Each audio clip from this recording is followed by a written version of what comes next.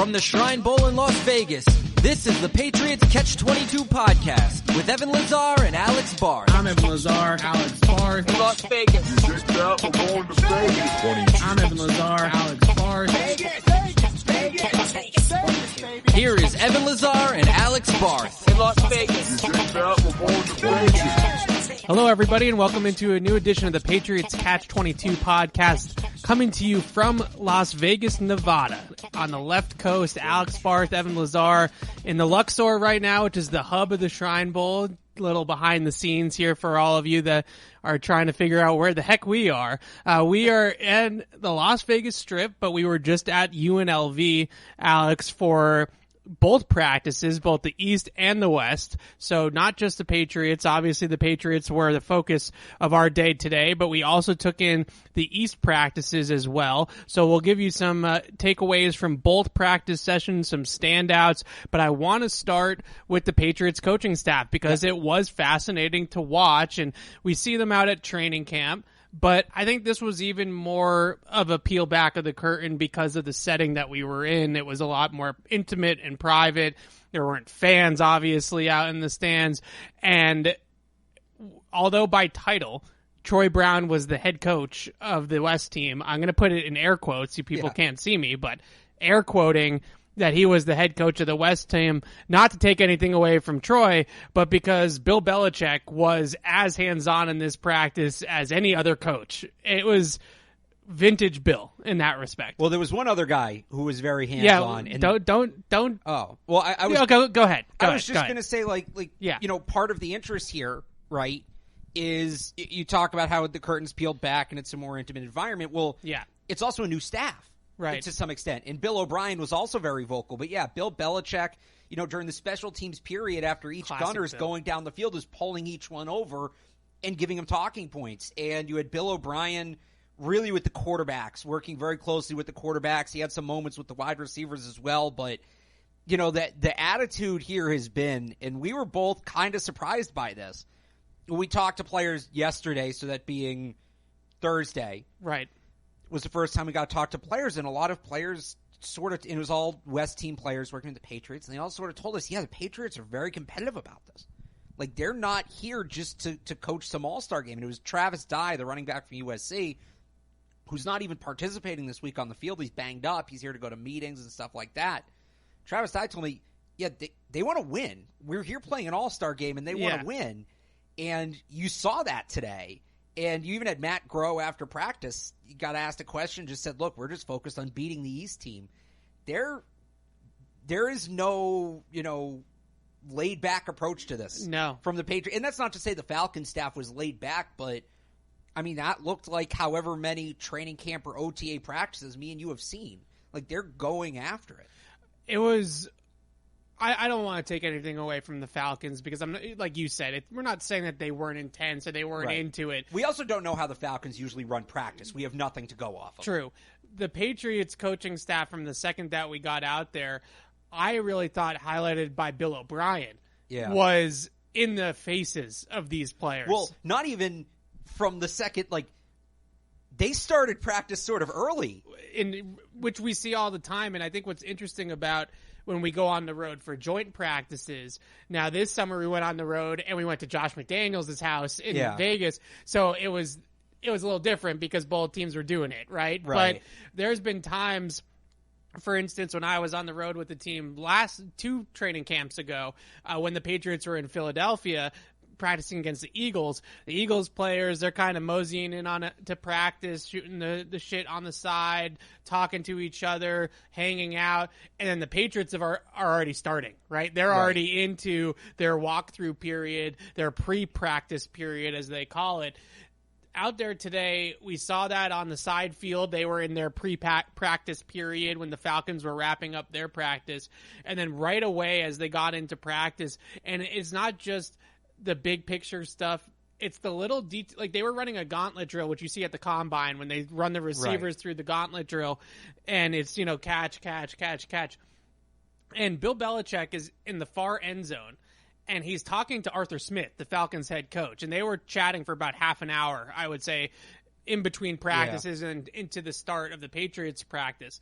And all of a sudden, he breaks away from talking to Arthur Smith, and for the life of me, I had no idea he was even paying attention to what was going on the field.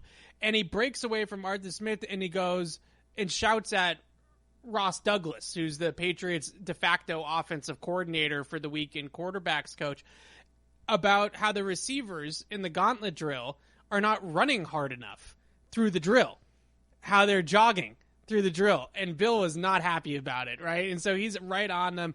O'Brien was talking. They were running sort of a skinny post or a glance type of route against air.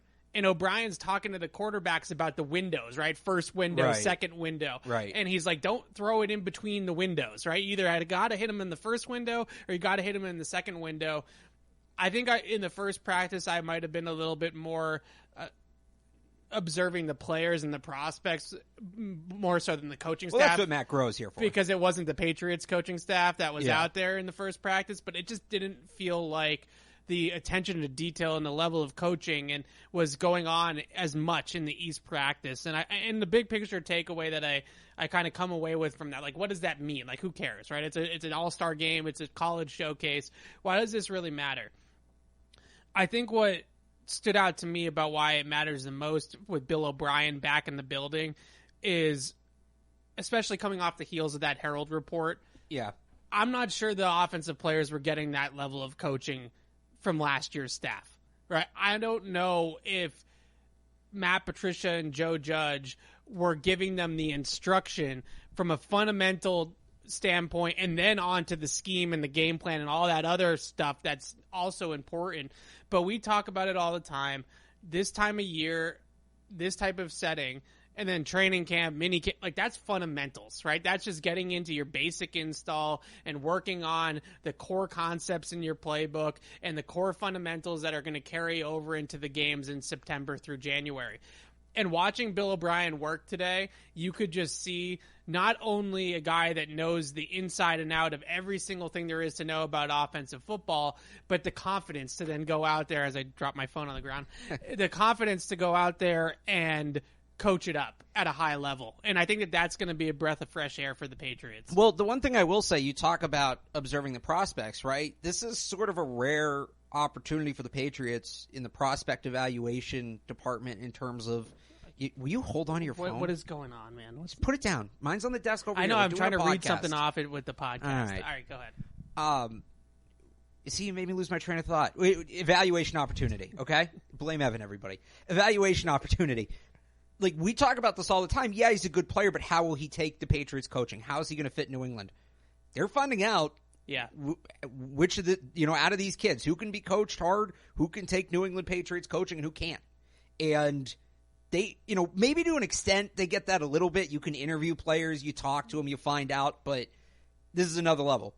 So and we saw there were guys that certainly, I think, rose to that occasion. We can get into some specific names later in the podcast, but even talking to guys yesterday, like I talked to Dalton Wagner, who's a tackle from Arkansas, massive human being, 6'9", 320. I think he's bigger than he's listed. My shoulder's still sore from holding my recorder up, but he's good friends with Hunter Henry's brothers who go to Arkansas with him right now. And he said he sort of asked Hunter through them, like, what to expect.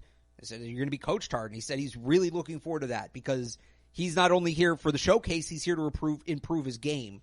And, like, that's a guy like that, the Patriots get hands-on experience with a guy with that mentality, which they might not in the past. So it's not necessarily disagreeing with your point. It's just from another point of view, they're kind of seeing, all right, if we're going to draft a guy, he's going to be in this environment. And do guys thrive in this environment? Do they crumble in it? Is it, irrelevant kind of how they're coached? They're getting those answers with these, whatever it is, 50, 60, 70 players on their roster right now. I love that point. I think it's great because that's the difference between being able to partake in coaching in a game like this and not. And as much as we all wish that they were playing this weekend in an NFL game, not in the Shrine Bowl. Hey, they're here to win, though. Sorry. They're here to win. Sorry, Eric Galco and Shrine Bowl. Everybody has been fantastic this week. They've been awesome. Not saying anything against the Shrine Bowl, but obviously the Patriots wish they were playing in the AFC Championship game, and we wish we were covering the AFC Championship game this weekend. But the point that, look, let's not go easy on these kids, because if we draft Miles Brooks, who's a player we're going to talk about. Who, by the way, is a guy that I thought handled it all very well. I'm excited if we're going to draft Miles Brooks in the 4th round come April, when he gets to mini camp and rookie mini camp and then regular mini camp and then training camp. He's running the hill and it's 105 degrees out. This is what he's going to get. This is the type of coaching he's going to get. You think Bill asked if they'd bring like an artificial hill for the players to run? It is. I've never been like in the desert. I've been West Coast, like California. Yeah. It is so flat here. It's like blowing my mind. And it's in the. There's no hill for the players to run if they wanted. They'd have to go all the way out to the mountains. And it never ends. Like you can look into the abyss in a place like Vegas or Arizona. A couple more logistical things before we get into the prospect breakdown. No Matt Patricia or Steve Belichick. Obviously, we know Steve Belichick's going to be here, so there's some sort of logistical reason why he is not here. Hopefully, we'll be able to dig into that by the end of the week and get into why exactly he's not here. No Matt Patricia, and there's been some reports out there that Matt Patricia is considering or thinking about his future. His future's uncertain, I think. That's what the reports are. His future with the Patriots is uncertain. And I don't think that this is a one-way street. I think that for sure. They're also deciding whether or not, from a career standpoint, this is the best idea for Matt Patricia to stick around with New England, or maybe he catches on with another coaching staff on the defensive side of the ball potentially and goes back to his roots, right? And maybe coaches linebackers someplace else on Brian Flores' staff if Brian Flores gets a DC job or whatever the case may be. So no Matt Patricia, no Steve Belichick. Joe Judge is here. Yeah. But relatively speaking, compared to Bill O'Brien and Gerard Mayo, who are also in that supervisory role, nowhere near as hands-on as those two guys. I mean, he was on the field at the beginning of practice. Yeah. Like during stretching, I think he was talking to a couple players. And then I don't think I noticed him again after that. No. Maybe he was on the sideline. He might have gone upstairs. I really didn't notice him. And then the other guy I know people care about, Cam McCord's technically in that supervisory role as well. And Joe Houston did a lot of coaching, the assistant special teams coach who is the special teams coordinator this week. He's the one that's technically listed as special teams coordinator. Cam McCord was Cam McCord. If you've ever been to a training camp practice, you know what that means. Yeah. He was as hands-on as anybody with the special teams unit. And we are going to get to special teams a little bit later because we may have found a guy. It's interesting, though, to see the difference between Bill O'Brien and Gerard Mayo and even Bill Belichick's involvement as supervisors to the team and not actually on the staff compared to Joe Judge. There's a lot of uncertainty is the right word to use right now about, is Patricia even going to be here? Right. And what is Joe Judge's role on this coaching staff? Is it on the coaching staff? Is it on the coaching staff at all? Which I think that's what the report. It was Jeff Howe, right? Yeah. Kind of hinted at, but I mean, based on what he did today and what he didn't do today, it felt more like one of those upstairs roles. Yeah, it's definitely possible that maybe Joe Judge is going to slide into that football advisor role that Matt Patricia was in if Matt Patricia's not here. Right. And I think that that's definitely in play. There was technically no tight ends coach either for the Patriots. So Nick Caley's not with the team. Based off of reports, Nick Caley's not under contract. At least won't be. I don't know if it's expired yet, but won't be under contract. So another person on the coaching staff that's not here and is up in the air, whether or not he's actually going to be here in 2023 as well. And it'll be interesting to see who the tight ends work with tomorrow. They were working with a couple different groups today. They were with the wide receivers for a bit. They were with the offensive linemen for a bit. There wasn't one person that was like with them all day, if that makes sense. Yeah. Okay. So that wraps up the coaching aspect of this, which is definitely important. And I'm glad that we were able to observe a lot of these things. And it was good to be here for that. I think it was for today's practice. Now we can sort of focus on the main story, on the prospects and everything. Yeah. But I was going to say the coyote. The coyote, which we could. We'll Scott the coyote at the end. There was a coyote on the field at the end of practice. That's the whole story. Yeah, I posted it on Twitter. It was interesting. Anyways, it was a coyote. He was walking around. All right, whatever. So we went over attendance on the coaching staff. I want to briefly go over attendance on the rosters because as you mentioned to me before we started recording, there's going to be a million questions about why we are not talking about Zay Flowers from Boston College. Zay Flowers did not participate in practice today. He was out there with the team in a number 4 jersey that he was supposed to be wearing in practice, but was not participating in practice. So that's why we're not talking about how Zay Flowers looked. We are supposed to, or at least we're scheduled to, talk to him this afternoon as a part of the media availability with the players. So hopefully we'll get some clarity of is there an injury or something that he's not practicing. Whether it was the Shrine Bowl or it was the Senior Bowl, I don't necessarily know if Zay Flowers needs to practice at these things. I think a lot of the value for a player like him is interviewing with the teams that are here, right, and getting it in front of scouts or GMs or director of player personnels in the case of Matt Groh, and just going over things with them and things like that is just as important in this setting as what's going on the field. So I think it's possible that he's here to just do interviews, and we'll hopefully find out some clarity this afternoon of whether or not he's actually going to participate at all this week. The other player who was not out there... Well, there were a couple. But I think the 2 big names. Travius Hodges-Tomlinson from TCU, who won... It's the Butkus Award, right? No, that's the linebacker one. Not Hornig. Thorpe. Jim Thorpe Award. Thank you. Jim Thorpe Award is the best defensive back in college football this past year. Played for TCU. He measured in yesterday at 5'7", 174 pounds, 75 pounds, something like that. And I'm not saying that he's dodging the practices or anything. I don't want to go there. I have no idea why he didn't practice, but I did find it interesting that he wasn't practicing. And unlike Zay Flowers, we didn't even see him. Now, maybe we missed him. Right. Possible, maybe he wasn't wearing a jersey. But we didn't see him. So he did not practice. Zay Flowers did not practice. But he's practice. a guy, unlike Flowers, that, I mean, right now, maybe like the higher-end projections are he cracks the top 100 in the 90s. Yeah. But he's a guy that has some room to grow, right, in terms of that draft projection. Getting out there would have been big. And then the other guy that wasn't out there that I was kind of bummed I wanted to see was Robert Beal, the outside linebacker from Georgia, who I think projects as he's on the East team, but projects as a Patriots type of player. I didn't see him either. And then Travis Dye was out there all day. He didn't participate. He just wore the jersey and shorts. But USC running back. He was like, and I talked to him yesterday, and he was very adamant about this. Like, he's still in huddles. He's listening to the coaches. He's commenting. Like, he's still very, very involved, even though, and we know what his injury is, he can't participate. He hurt his ankle late in the year last year that cost him the last couple games of the season. Right. So, Schoonemaker, also the tight end from Michigan. That's right.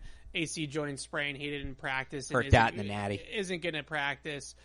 Hodges Tomlinson's also scheduled to speak today. Yeah. So maybe we'll get some clarity on that as well. Well, Schoonemaker did talk yesterday, so. Yeah. Right. So hopefully we'll see those guys today and figure out why they are not practicing. So I wanted to get those caveats out of the way so you guys understand why we're not talking about those players. But let's talk about the players that did participate. Yeah. I think we should start with the West practice because that's the Patriots practice, and those are the guys they're coaching. Who were some of the names that stood out to you on offense, and then we can go over the defense. Oh, I was going to say we should start with the corners because I think that's the most. Defense? I think we should start with the corners because this is going to be. It seems like maybe a debate on this show for the next couple of months. I like it. So mid-round cornerback debate. That basically where they took Jack Jones last year, right? Fourth round, first pick on day 3. They need size at corner. There's a lot of big corners in this game this year. Yeah. Impressive. But 2 guys stood out, and we both like both of these players. Yeah, we do. To preface. But, so I'm a big fan, and I talked to him yesterday. I just love the confidence he speaks with, and he absolutely backed it up on the field today. Miles Brooks from Louisiana Tech, 6 foot, 200-pound corner. And then your guy is Nick Jones, right? Nick Jones from Ball State, yes. Never thought I'd get you talking about a Ball State guy, but almost here we are. 6 feet tall, about 200 pounds. I think he was 195 technically. Yeah. But both of them are that longer corner prototype. Boundary corner. That the Patriots are looking at, yes. Yeah, and, Brooks came out, dominated his one-on-ones. First 2 reps were pass breakups. Had some plays in Team 2. And one of the things he said to me yesterday was, he's big into, he wants coaches to know that he'll play the run. And in a game like this, these are non-padded practices. There's not a ton of run work, especially for those perimeter players. Yeah. So how do you show coaches you want to play the run? Well, you just play physically. You show you're not afraid to play physically. And he's battling. There's a lot of big receivers here, too. He's battling up and down the field with Jake Bobo, who's 6'5". He's battling up and down the field with he had a really good one-on-one with Jadakiss Bonds, who I think is like 6'2", 6'3". He has a fantastic name. Yeah, we'll get into him, too. But Miles Brooks is a guy. And the other thing he said was he knows, coming from a smaller school, Louisiana Tech, where he was only for a year. He transferred from Stephen F. Austin, which is FCS.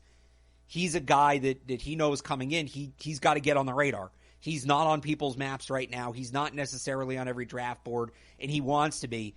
And, yeah, he played with that edge today. He is confident in the best possible way. He told me Jalen Ramsey's the guy he kind of models his game after, and one of the reasons is Ramsey talks trash. And we didn't hear him talking trash today, like we were too far away, but you can tell he has that edge. He has some physicality at the catch point, which I like, and I think this Patriots team desperately needs that trait. Not that the smaller corners that they have aren't feisty guys, because they are. But when it's T. Higgins, Devontae Adams, right, 6'3", 6'4", 6'5" receivers. You got to be able to battle a little bit at the catch point, have some length to get your hands you in there can't as teach well. height.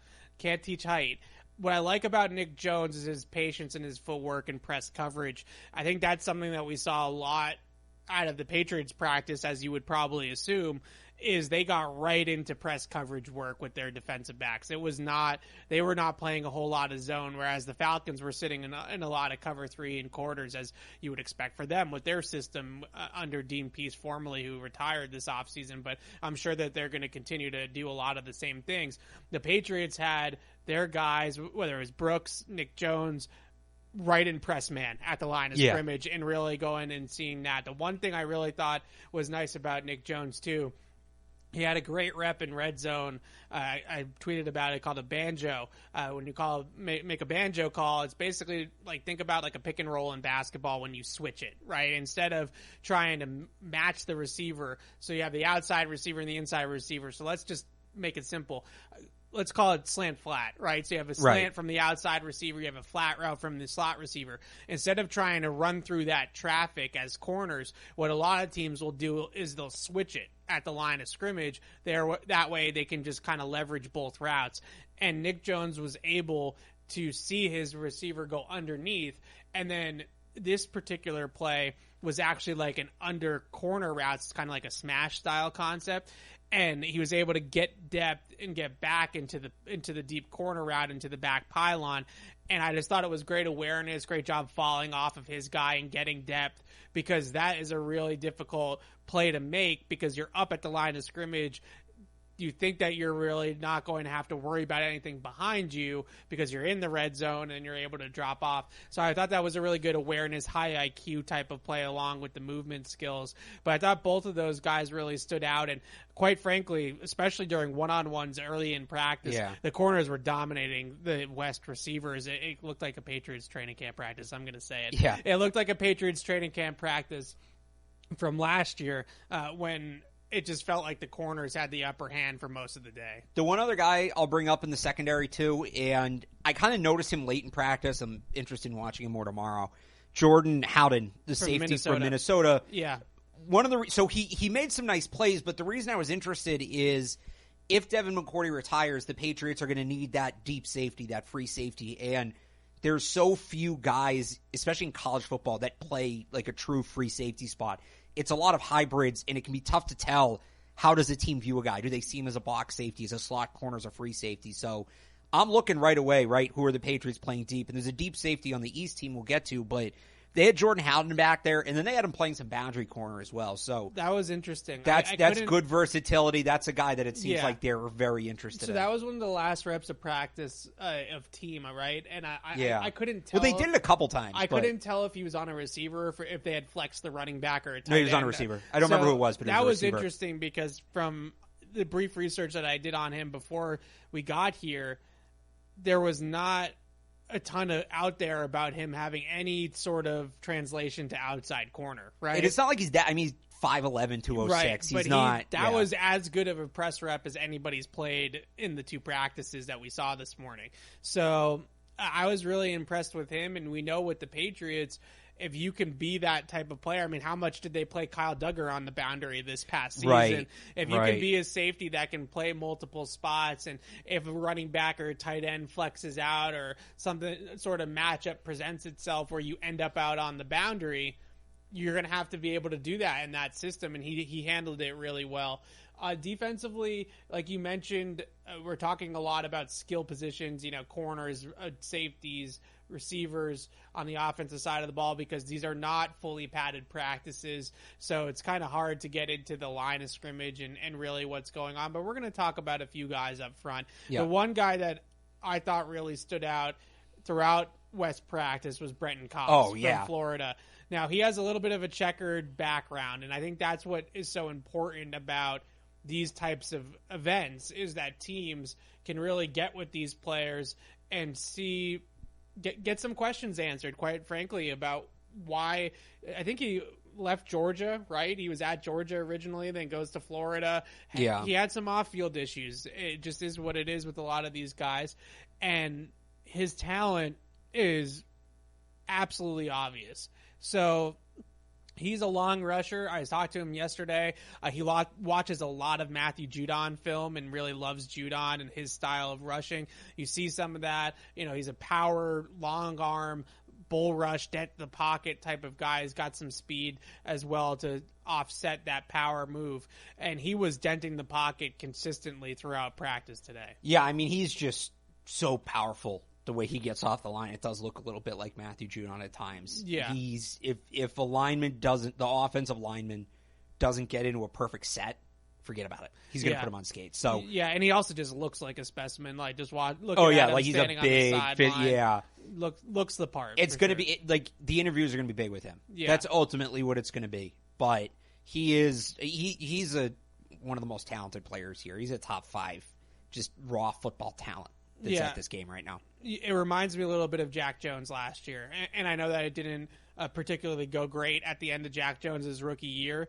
But in general, the Patriots met with Jack Jones, 3 or 4 times in the pre-draft process, including here at the Shrine Bowl. I know they didn't coach him at the Shrine Bowl a year ago, but I remember speaking to Eric Galco, the director of the Shrine Bowl, on our old podcast, about how much the Patriots met with Jack Jones here as well in Vegas Macro. They had multiple meetings with him. So if they like what they see from a guy like Brenton Cox, I could see that going in a similar direction. Anybody else on defense stick out to you before we move over? Yeah, so Mo Diabate didn't do much today. He's a linebacker from Utah, but just talking to him yesterday, he's like the mental makeup. He's such a Patriot. So I asked him about, he's kind of smaller guy. He's one of these smaller athletic linebackers, 6'3", 230.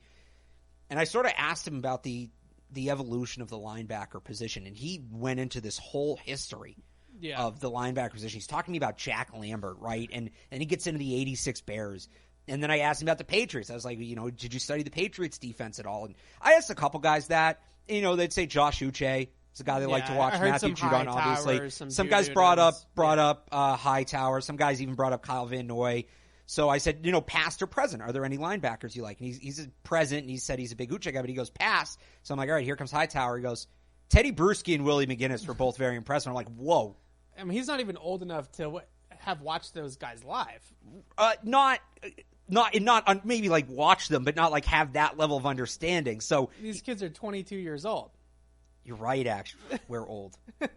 Jeez. Anyway, just to do the math. Don't do that to me. He was 2 years old. But and then the Super Bowl in 2000. So he's going in all that, and then I asked him about transferring from Florida to Utah, and he said something that he really liked about the Utah program. A big reason was he knew he was going to get the right coaching because he saw that Utah always finished better than their recruiting classes. Right? And I'm paraphrasing here, but basically Utah's not recruiting the highest level players, yet they're constantly finishing high in the rankings, right? So clearly the coaches are maximizing the player's ability. We got into his love of like film. He's talking about how much he loves watching film, and he's learning all these new ways to incorporate what he sees on film into his game. So again, didn't pop a ton on the field today. I'm going to look a little closer at him tomorrow.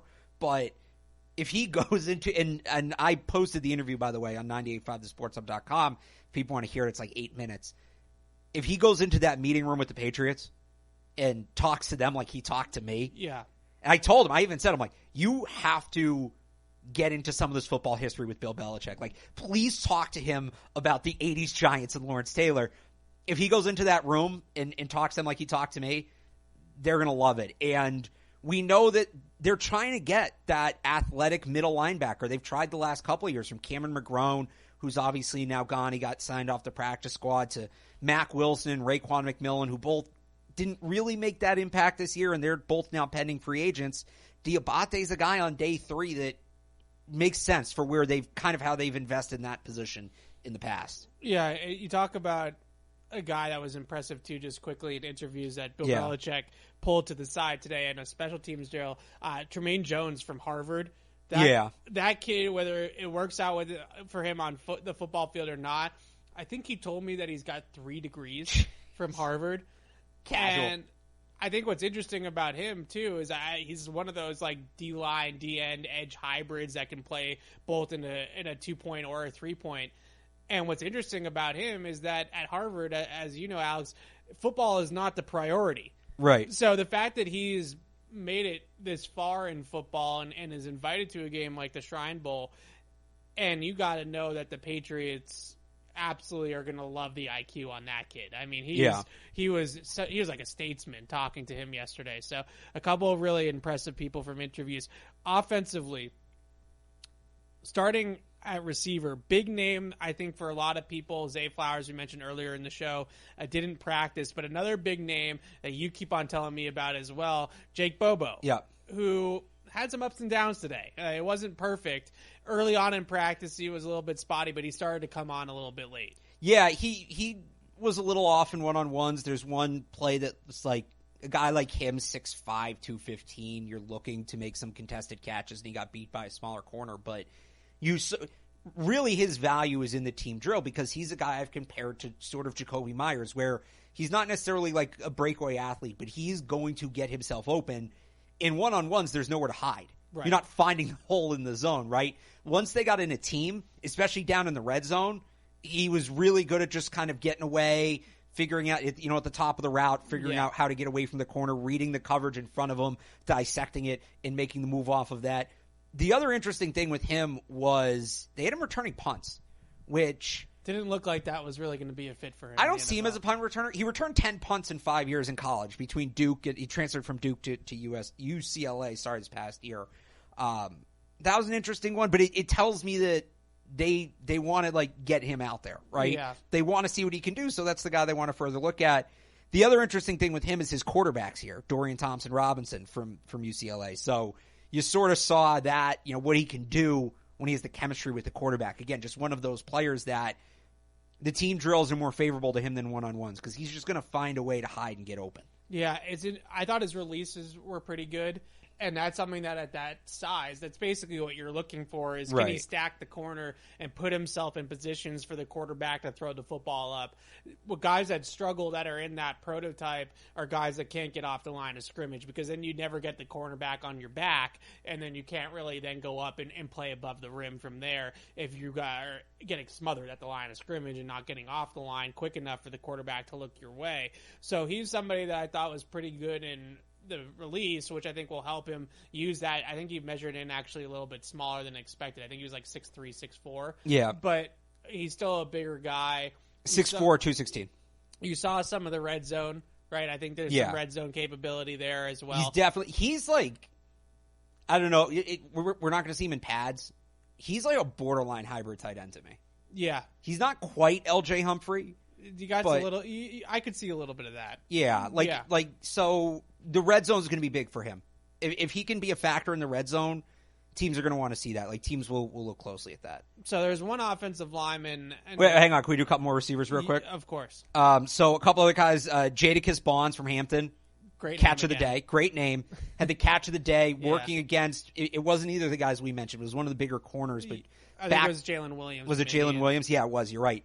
Back corner of the end zone fade, goes up high, points it. He made a couple other competitive catches as well. He's a bigger guy, 6'2". And then a guy I've been a big fan of, Bryce Ford Wheaton, 6'3", 222. He got popped early in practice by, I can't remember his name, he's a safety from Rutgers. Top, yeah, but I mean, he held onto the ball, which was impressive. And he came back in and he went right back over the middle, took another shot, held onto the ball again, and got right back up. Like, he is... I've said this before, I don't know how much there is outside of the physical elements of his game, but you are not going to outbody Bryce Ford-Wheaton. You're just not. Yeah. And they had him running gunner on punts, which is something he's very good at. So, fun to see him. Yeah, those are some standouts, certainly. And then also, while we're on receivers on the punt team, Dallas Daniels. Dallas Daniels from Jackson State, yeah, who was another guy that Belichick coached up. Another great name, by the way. When he was pulled off the field after doing his rep as a gunner. And I briefly spoke to Dallas coming off the field and just said, hey, what did Coach Belichick say to you? And he went into a pretty detailed answer of what Coach said to him. And it wasn't just like, just run a little bit more this way or something like that. It was a pretty detailed synopsis of Coach Belichick talking to him about getting over the top as the gunner to try to force the runner back inside to the middle of the field. It was interesting, and he was like pumped about it. He was like, he was excited. It was super cool for him, I think, to have that happen. So, going to the offensive line, there was one guy. So wait, one more real quick. Tight end Travis Vokalek stood out in the red zone. Is that the Wake tight end? Nebraska. Nebraska Made a couple nice catches. Go ahead. We're doing offensive line. We're doing offensive line now. Yeah. Okay. We still have a whole roster to get to. I know, right? We gotta hurry this up a little bit. Yeah. Offensive line. Jackson Kirkland told both of us yesterday. I have the exact quote here. That he wanted to come out and be violent. What was the quote? He told me he wanted to show coaches he's, quote, the most physical, dominant, violent offensive lineman out there. So he was, and again, not a padded setting. So this isn't full go. But I thought that he was the best offensive lineman on the field today for either team. Now he's playing guard, which is a bummer. Because we both really wanted to see him play tackle. So a little background on Jackson Kirkland. He went to a University of Washington. He was supposed to come out early in 2021. But after being an all-pro tackle. After being an all-conference tackle, yeah. All-conference tackle, thank you. And he had an ankle injury, a pretty bad ankle injury that required surgery. So he decided to go back to UW and not enter the draft at that time. When he went back to UW, he got hurt again, but he played most of the year. And about 10 games into the season, they decided that it would be best. No, it was early. Was it early? Yeah. Okay. They decided it was best to kick him inside. They had a really young offensive line. I think it was a first-year center. Yeah, they needed to help the center, and they just moved the best kid inside, and he said he wanted to do whatever was best for the team. And those were the two things I got from him. He's like hardcore football junkie, like loves the physical element of the game, and he's a total team player. From talking to him, that's he what was I got. Finishing blocks left and right, and they were doing one-on-one style drills off to the on the second field. Yeah, and I was watching him a little bit, and he got into it a little bit with one of the defensive linemen on the West team because he just pile drived him into the ground. I think there's a video of it actually out there. Football Network, I think, might have put one out, and he just threw him into the ground, and the guy got up and wasn't too pleased with him for doing it, but. Sometimes you see it. Remember Trevor Penning last year at the Senior Bowl was like going over the top with it. He was throwing guys around. But I didn't think it was Penning-esque. Like, I didn't think it was over the top. I thought it was good finish and what you're looking for. He's got I think he's got enough length and foot speed to play tackle, but he's a wide body. He's just a wide type of frame.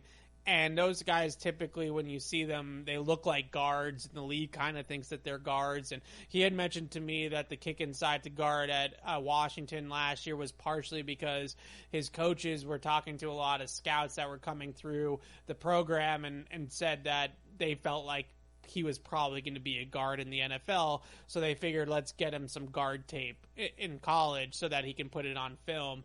So I think that the Patriots, or at least teams, getting run here by the Shrine Bowl, I think that the Patriots are not the only ones making the decisions of where they're playing guys, right? The Shrine Bowl might come up to them and say, hey, let's try this guy out at guard. Let's try this guy out at tackle because that's where the league wants to see him. And I think the league wants to see Jackson Kirkland at guard, which is a bummer for the Patriots, I think, to a degree, because they need the help at tackle. They don't really need the help at guard, but I think he's one of those guys to me that can probably play both. And if you're a good lineman, you're a good lineman. The one other offensive lineman that stood out to me was Dalton Wagner. He's just huge. He's just so big. Yeah. Looking at him in the huddle, it's unreal. And, he's a projected late pick, and he even told me that he knows that his game needs a lot of refinement, and he believes in his potential, and that's what he's going to try to show teams this week, his potential. But, I mean, you see him. Like, you can't not see him. You're never, where's Dalton Wagner? Like, And a guy that's that physically imposing, I don't know. I feel like you just get him in the building, coach him up. I love the upside of it. And it's every single guy he's facing is just dwarfed by him. It's unreal. Okay, you got 1 minute on your punter before I move over to the East team. Give it to me. So it's ironic you're giving me a minute to talk about Michael Turk, the punter from Oklahoma, because that's about how long the football hangs in the air when he kicks it. No, seriously, Evan saw my reaction when this, and we saw the punter from Wingate go first for the East team. He was fine. And then Michael Turk comes out, and I was like, wow. I was legitimately blown away. Oh my God. All the hang times are on my Twitter, but 472, 481, 529, 494, 484. It's a knuckleball. It's hard to catch. Good operation time. Like, he's getting the ball off his foot quick, like into the catch and off quickly. He might be a guy. We'll see what happens with Jake Bailey's contract, but if they're in the need for a punter, NFL lineage too, his uncle, Matt Turk, punted in the NFL for years. He's an NFL punter. We'll see where, but I have no doubt that he is going to be punting on Sundays this fall. Absolutely. I was impressed. And, I don't... You don't care. I don't give two you-know-whats about punters when it comes to this type of stuff. And even I was impressed with the way that he was hitting the ball. I heard Cam McCord was impressed, too. He said a couple times, nice punt, Turk, nice punt, Turk. That guy can punt, and if the Patriots are walking away from Jake Bailey, however they get out of Jake Bailey's contract to walk away from it, he's a guy that they're going to get a long look at this week. He's on their team out here at the Shrine Bowl, and I wouldn't be shocked at all if he's the guy that's brought in either as competition for Jake Bailey or to take over for Jake Bailey eventually. So he was impressive. Now, I always have reservations about punters in non-live settings because there's no real rush. Sure. And Jake Bailey, we remember out at minicamp last spring how good Jake Bailey looked without the real live rush going. So in the game on Thursday night, it'll be interesting to see how he punts in a live setting. Well, look, he had the second longest average punt distance for a career in college football since 2000, 47.8 yards per punt. So he's backed it up. Yeah, you're not wrong, but there's plenty of evidence to suggest he can continue doing it. In classic Catch-22 fashion, we said we were going to make this podcast 45 minutes. We're 43 minutes in, and we haven't even gotten to the East team. I think we don't. There's less guys on the East team we're going to talk about. So you want to start off with the Wake Forest guys? Go down the roster here. I want to start off with. I thought that A.T. Perry was, if not my favorite player to watch. You today, were excited. He's up there for me. Him or Nick Jones? I think A.T. Perry took the crown for me today. That's going to be a fun one-on-one on Thursday, though. Because I think the biggest thing to me in a game like this is I want to see, it's not so much the result, right? It's like, does this guy look like he belongs on an NFL field? And I really thought that A.T. Perry, who's a wide receiver from Wake Forest, he's a big-bodied X, right? He's a 6'4" X receiver on the outside, listed at 6'3", 195. But he's fast. Like he's not one of these slower receivers. He's deceptively fast because of how big he is. Like early on in the practice, I think it was a one-on-one. He beat the defensive back at the line of scrimmage and just glided right past him, and the quarterback unfortunately overthrew it. But that's the thing. He doesn't look like he's running that fast, and then you see him running away from the corner, and you're like, wow. Yeah. He has that ability to stretch the field vertically. He obviously has the contested catch and the large catch radius due to his frame. But I don't look at him and see, because he's not like big. You know what I Right. mean? He's a little bit more linear of an athlete, and because of that, I think that he moves faster than maybe a guy. You know, I always hate to throw N'Keal under the bus all the time, but like N'Keal Harry was a big dude. You know, he was rocked up. He's a huge guy. This is more of a slender, big-bodied receiver, if that makes any sense whatsoever. Well, it's sort of. He's not as small as Taekwon, but sort of like Taekwon, where he's tall, right? But he's not like built. Yeah, he's a little bit bigger than Taekwon in the lower half, I would say. But yeah, in general, looked really, really good. They were running Arthur Smith's system, you know, the outside zone with the bootlegs and all the whole 9 yards at the Falcons run.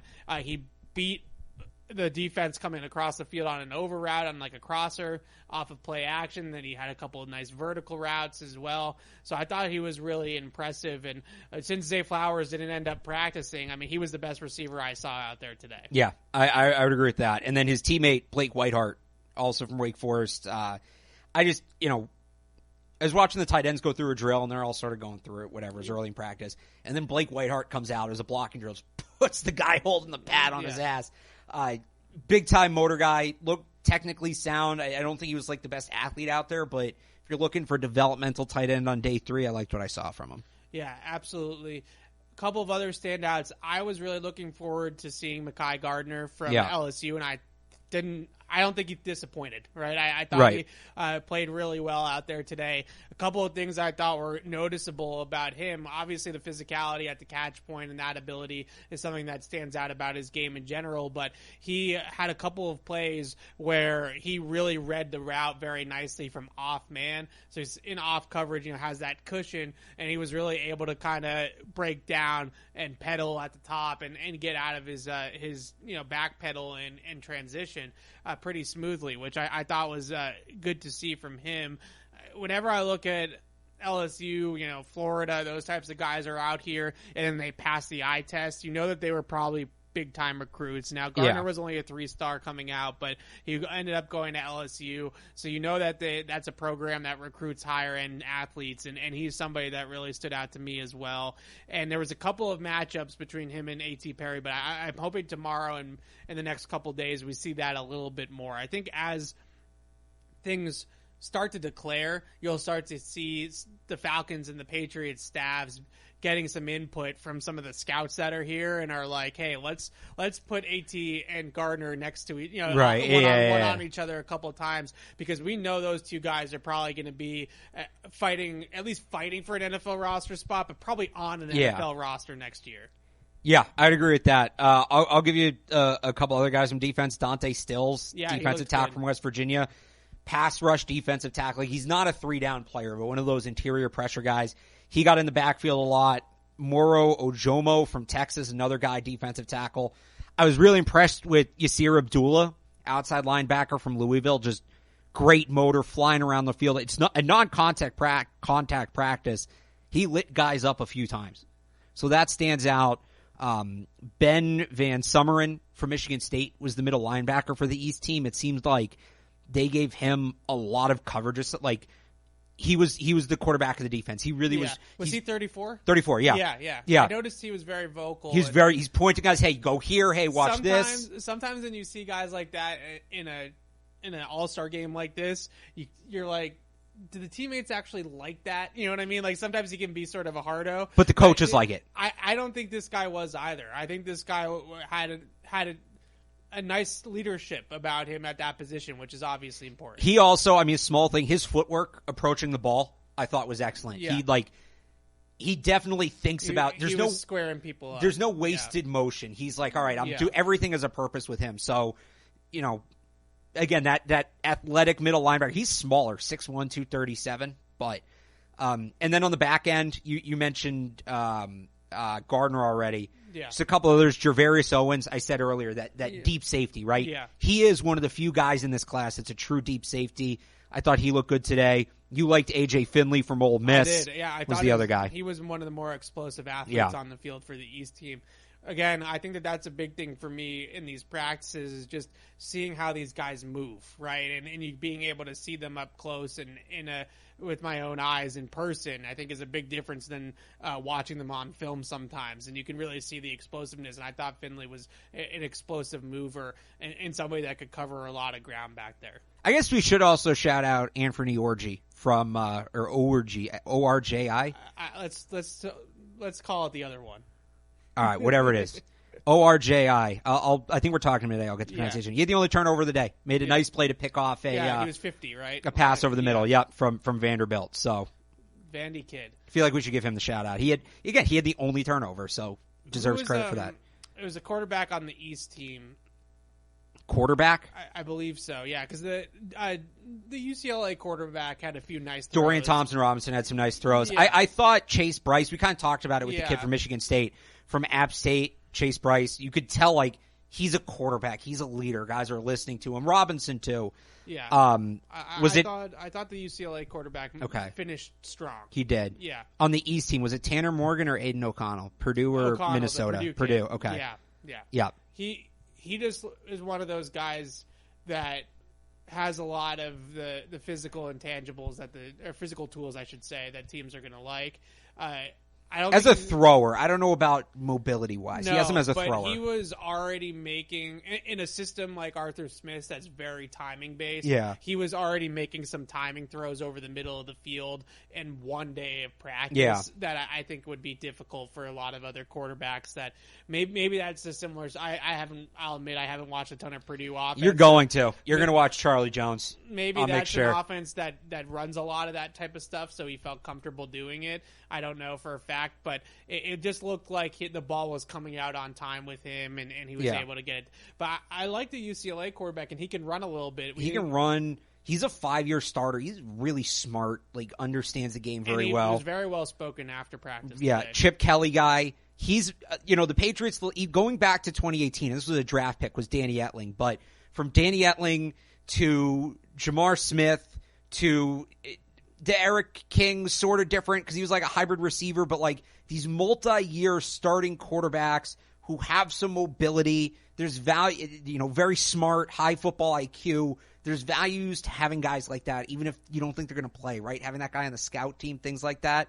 If they're going to go that route this year, Dorian Thompson-Robinson makes so much sense. Yeah. And he's probably going to go undrafted. Maybe he sneaks in late if he impresses a team in interviews, but I think the Patriots are going to be impressed with him. We also didn't talk about the two-way guys. I think we close on that.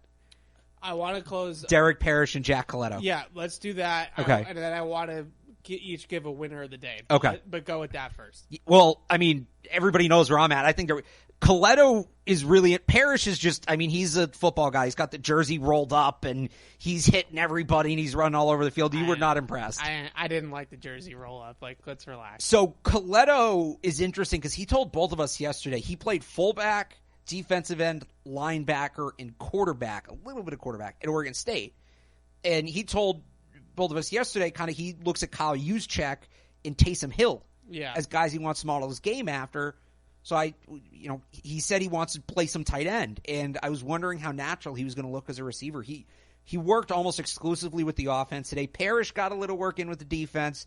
Coletto was almost exclusively offense, but he looked very natural, especially for a guy that hasn't done a lot of that. He looked very natural catching the football, so that stood out to me. Probably the best run of the day on the West team was just a lead play with him leading through the whole Coletto. And I still think that there's a place in the Patriots organization for a fullback. I do. Well, especially if he can catch the football and be kind of that move guy. And I thought what was interesting, when I was talking to him yesterday, we were talking about, because he played some linebacker, some off-ball linebacker, and he played fullback. And I was talking to him about being in the mirror kind of against himself in those situations. And he was mentioning how playing linebacker and then playing fullback helps him both ways because he's able to understand the movement, right? Understand the way that these guys are going to flow to the football. He knows what the other guy's looking for. Right. And so he's really, I think, an interesting player. He won the Hornig Award. Marcus Jones won the Hornig Award last year. Jabril Peppers has won it. Lynn Bowden's won it. Yeah. So the Patriots have a couple of them on their roster already. And if they're going to bring back the fullback, I think this kid can do it. And they're going to get a long look at him this week. So I could definitely see it maybe a 7th round pick UDFA. I think he's going to go higher than that. You think he's going to get drafted higher? Day 3, but like he's going to be in that. He could go top 150. So they have a bunch of 6th round picks. So maybe they use one of their 6th on somebody like that. Or pair 2. They have 11 picks. They're not going to make them all. Pair 2 of those up, move into the early part of the 5th, take them there. Yeah, he's an interesting player. Yeah. All right, winner of the day. Who's your winner? Am I allowed to say Michael Turk? Are you going to send me home? No, you can say whoever you want. Michael Turk was very good, but my winner of the day was Miles Brooks. Yeah. To talk to him yesterday, get an understanding of how confident he is and how he sees himself as a small school guy who's here, who's not expected to do much, and then come out and play the way he played. I remember thinking walking away from him like, man, if he can back up the way he talks with the way he plays, he's going to be in the NFL for 10 years. And look, it's just one day of a non-padded practice, but he played the way he talked. So I was very impressed with him. Yeah, so him, but also Michael Turk was unreal. I'm going to pull an Alex Barth on this. Oh, you can do 2? I'm going to do 2. You can do offense, defense? I'm going to do 2. I was thinking about doing that. And I'm not doing offense, defense. Oh. I'm going a little outside the box. East-West? I'm going a little outside the box Okay. here in classic Alex Barth fashion. You going to name one of the coaches? The winner of the day is the New England Patriots. Oh, I like it. The I like winner it. of the day is And they're here to win, Evan. They are here to win. Is the New England Patriots, because what I saw today out of Bill O'Brien got me excited. Love it. I'm excited. Love it. Is he your other winner? I am excited. He is my winner of the day because this is an offensive coach that is here to Coach offense. lead and like here to do this at a high level. Yeah. Right? And he's not messing around. They gave him a contract 2 days ago. And he's already out here, Yeah. and he's already hands-on in the middle of the huddle. Like, this is what I want. And these aren't even his players yet, right? These are guys that are just showcasing things for the draft. And Bill O'Brien is out there looking spectacular with some Nikes. You see the Nikes he had on, too? He has some Jordans on. Oh, I did see those. I did. Some Yeah, Jordans. very nice. Some interesting excited. fashion accessories today So for the I'm Patriots excited coaching for Bill staff. O'Brien. I just felt like when I watched him coach and Yeah. seeing him, how quickly the energy, it reminds you a little bit of Bill, the older Bill, Bill, Yeah. right? Where you just see this bravado and this energy of like, There's confidence there. yeah, and he just loves football. Yeah. Like, Football guy. He doesn't even know if any of these guys are going to matter to him in next week, right? When the Shrine Bowl is over. The thing about coaching a game like this, I talked to a guy I know who's coached like high school football all-star games, right, for kids going to the college level. And he said part of the way he viewed it was, yeah, some of those guys might not play for me, might never meet them again, but he's trying to help the game of football improve because these are the like next up. And if they're better, the game's better. And if the game's better, it helps all of us. It helps the players. Right. It helps the coaches. It helps the media. It helps the fans. And I wouldn't be surprised if Bill O'Brien has a similar approach. He's just here trying to make football a better sport. I was excited after today. My real winner, I'm going to go to A.T. Perry. A.T., I knew you were going to say A.T. Perry. I'm going to give it to him. I think he's one of the better players here, especially the better players practicing, just in terms of like the consensus rankings and stuff like that. He passed the eye test for me. I don't know if the Patriots are going to be in the market for that exact type of receiver, but if they were to take him in, third, fourth round, something like that, I'd be okay with it. You picked a big, speedy receiver in a non-padded practice, and I picked a punter. 5 years of doing this, and some things just don't change. Some things don't change. We are who we are. So Alex and I will be back tomorrow, and we'll have the same style recap of practice. We probably won't spend 20 minutes on the coaching since we'll get right into the players. We'll get right out into the players, but we're going to be here all week with the team through Tuesday's practice. So we have 3 more of these to come your way with prospect breakdowns and who stood out and all these types of things. And Alex is writing on 985thesportshub.com. I'm obviously on patriots.com. Notebooks, other takeaways coming here from Patriots West. Patriots West. They're the West team, and we're Patriots West at the Shrine Bowl. But until tomorrow, signing off for Alex Barth, I'm Evan Lazar. Thanks so much for listening, and we will be back tomorrow with another recap of Day 2 here at the Shrine Bowl. Thank you for downloading this podcast. Subscribe on Apple, Google Play, and everywhere else you listen. Like the show? Please rate and review us. Listener comments and ratings help keep us high in the podcast rankings so new listeners can find us. Be sure to check Patriots.com for more news and more podcasts.